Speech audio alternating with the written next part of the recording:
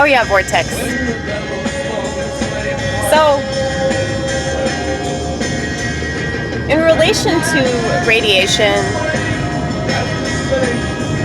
and the technology that we use every day that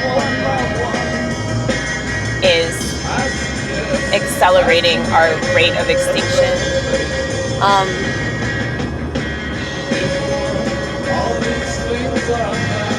I was thinking about how those of us that choose not to partake in that direction, that the rest of society is determined to go,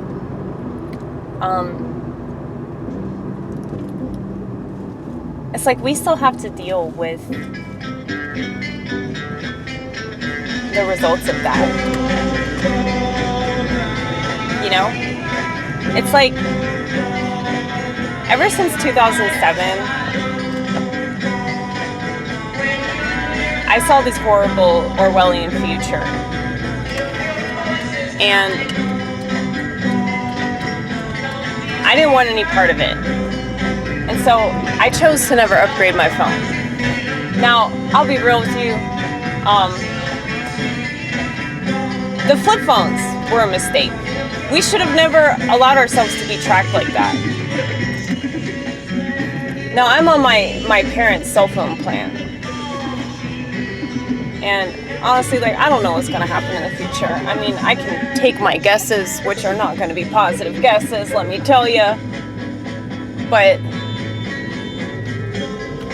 it's like supposedly the 3G on Verizon is going to be ending in December of this upcoming year. So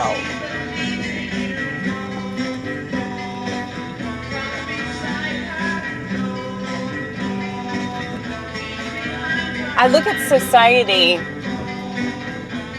just killing itself. Like, people don't understand that it's not just about, like, the government. That is, like, the tip of the iceberg, bruh. Like, what it's doing to you psychologically is way worse than the government tracking you. The government tracks us no matter what we do. Every purchase that we make is tracked and traced, and credit cards, and driver's license, and social security, you know, all that stuff. You think I'm that fucking stupid and oblivious to what they've been doing since the beginning? It's just people are totally fine with it, man. You know, I remember when I got my first flip phone. I don't even think it was a flip phone, because, like, it didn't flip. It wasn't like this. It was like one of those really tiny phones. I can show you because it's still at my house.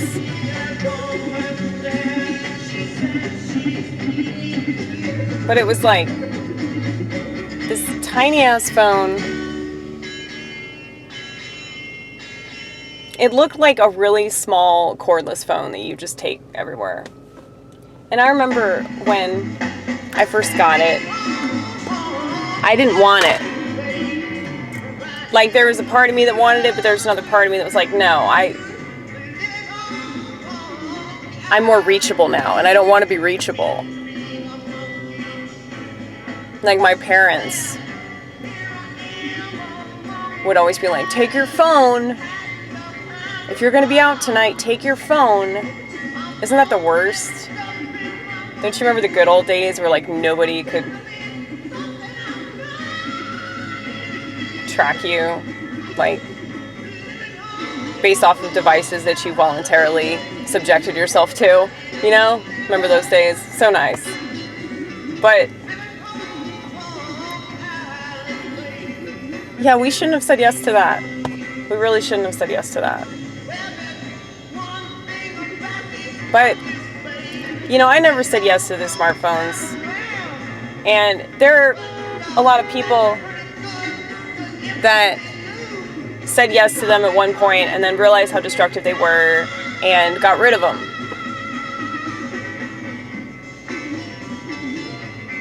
Or at the very least, what they do is keep tabs of themselves, you know, like they make sure that they're not on their phone all the time. They give themselves limits. But, you know, most people don't have that kind of awareness. They just don't.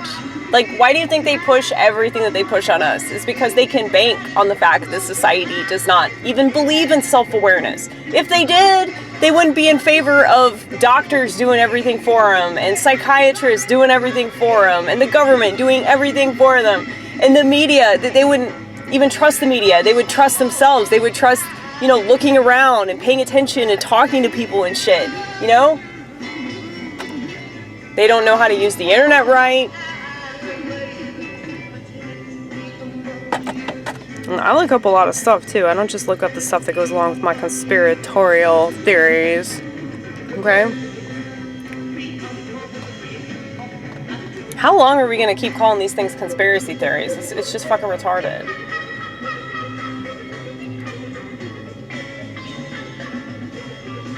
I just want to make music as good as this. I want to do that for the rest of my life. And I don't want to feel threatened by anything. Like, I don't want to be bombarded. And it's unfortunate that, you know, it's really other people that you have to worry about. Because it's other people that have these devices, and it's other people that, you know, can't just listen to your music and enjoy themselves, or, you know, they can't just appreciate what you do. I realize that it's kind of weird, like, to be bitching about this, considering the fact that, like, most of the people that watch my YouTube channel, if not all of them, are gonna have a smartphone. Shout out to Mr. Theron. We love you. We love you. The one person in the vortex that doesn't have a smartphone. Because he has self-awareness. But, yeah, I mean, I just think about, like, how people are accessing everything. And it's like, yeah, most of these people, you know, they watch my channel on their smartphone. They're not sitting at home, you know, on a computer watching it. I mean, some people are, but I would say that most people are watching YouTube on their smartphone. So yeah, I understand why I don't have many followers. I understand why my subscriber count just keeps going back down.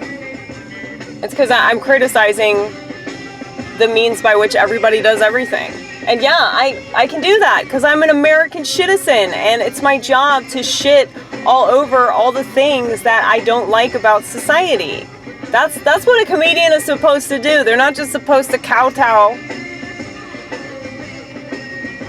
But anyway, I had a point that I was going to make about the technology and about the medicine and everything, okay? People just going along with whatever society tells them to go along with. It's like, say you walk into a restaurant and everybody in the restaurant is smoking. And I'm not just talking 1 or 2 cigarettes. I'm talking they're chain smoking the entire time. And then you leave the restaurant and you go down the street to the cleaners, and everybody in the cleaners is chain smoking. And then you go get some overly priced car insurance, okay? And everybody that's in the car insurance building is chain smoking. And then you leave the car insurance building and you go to the bank that's constantly ripping you off. And everybody at the bank is chain smoking. And you go to your job. You go to your job to work. And everybody at your work is chain smoking. And all the customers are chain smoking. It's like, this is what I'm talking about. If you replace the smartphone with just somebody just constantly like relighting their cigarette, like, dude, I feel like this is probably the best metaphor that I could use. Considering the fact that they banned cigarettes, or they banned smoking rather. They banned smoking in all these public places in California and New York and all these other liberal lunatic states. And it's hilarious, like, how many other things are not banned that are really, really terrible for everybody because of all of the radiation that comes from that phone. So it's like society is totally fine with exterminating themselves. They're totally fine with giving themselves diseases and all kinds of shit because they just want something to stare at. They just want to be mindlessly entertained, because what would their dopamine do if they couldn't constantly be re-upping every time they go on the internet? I mean, it's like no addiction. It's like there's not any other addiction that I could think of that would be as devastating as this. Because all these other addictions, you know, people know that they're addictions and they know that they're bad. But you don't have fucking meetings for people that are addicted to their phones, you know? You need a fucking rehab clinic for that shit. You need, like, I've said this before, but I guess it needs to be reiterated, does it not? You need, like, a whole state that's just devoted to detoxing from technology. But, you know, because of the fact that everybody's so dependent on it, and that's just the way of the world, it's just going to keep going this way. We're at the point of no return. Like, I wonder if they're just trying to kill off everybody and then we're going to start over. I don't know. Like, maybe that's what the Great Reset is about. So maybe it's not just, like, about getting everybody to conform to this technology so they can be tracked and traced and all that shit. What if it's like, no, they're just trying to kill people off so that we can just go back to our natural state? I don't know, but it's interesting, though, reading about the Hindu religion in relation to this, because they believe that there's no such thing as progress. I mean, well, I don't think that either. But they think that it's just society keeps starting over and over and over again. So I guess we'll just see what happens. But I just thought I'd give you that metaphor in relation to cigarette smoke, because it's like people complain about cigarette smoke and how unhealthy it is, and oh, I don't want to go to a restaurant and have to smell smoke. And well, it's like, I don't want to go to a restaurant and have to see everybody on their phone. You know, I don't want to have to be around that shit. I don't want to be subjected to that shit, because it's not just them. Like, they're not just ruining themselves. Like, they're ruining everybody around them, because there are other people that see them do that and they think, oh, it's okay, I can do that shit too. You know, it's a snowball effect, and people don't understand that their actions have meaning. So, just trying to be a positive example. I'm sorry that pisses people off, you know? But anyway, I'm gonna go to Hobby Lobby and get myself some copper. Oh, I'm just grasping at straws.